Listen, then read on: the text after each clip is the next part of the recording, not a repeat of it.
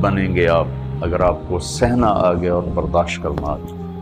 کیونکہ جب آپ برداشت کرتے ہیں نا تو اندر میں ایک طاقت پیدا ہوتی ہے. وہ طاقت آپ کی روح کو پرواز دیتی ہے اور اگلوں کے لیے تسخیر کا کام دیتی ہے. اور اگر آپ پھٹ گئے تو بم کے پھٹنے سے کیا ہوتا ہے؟ تباہی آتی. جب آپ پھٹیں گے یا میں پھٹوں گا تو معاشرے میں تباہی آ جائے گی. تو اس کے لیے آپ دو چیزوں کا اہتمام فرمائیں.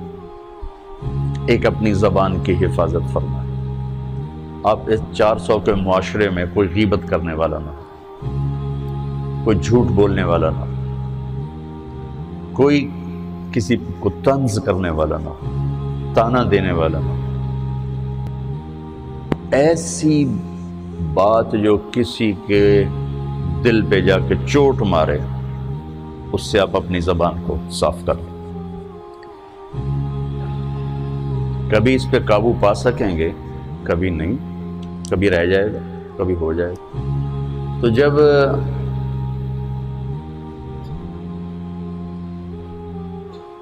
ہاتھ سے نکل جائے بات تو پھر اللہ نے ہمارے لیے توبہ کا دروازہ رکھا ہے.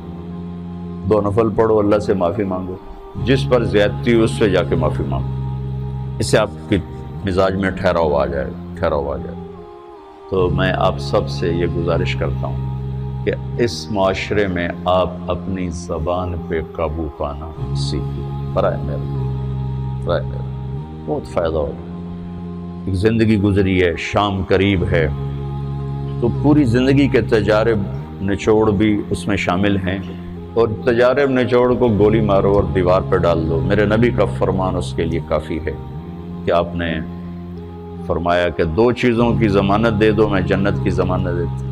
ایک تمہارے جو 2 جبڑوں کے درمیان ہے، ایک تمہاری 2 ٹانگوں کے درمیان ہے، اسے پاک کر لو، میں جنت کا ضامن بن جاتا ہوں. اور معاذ بن جبل سے فرمایا کہ تمہیں پورے دین کا نچوڑ بتاؤں. کہ جی کیا؟ تو آپ نے اس حدیث کو میں نے پتہ نہیں ہزاروں لاکھوں دفعہ بیان کر دیا ہے اور ہر دفعہ بیان کیا ہے کہ اچھا یہ ایسے کر کے کیوں فرمایا؟ یہ پہلے کیا پھر کہا کف ھذا.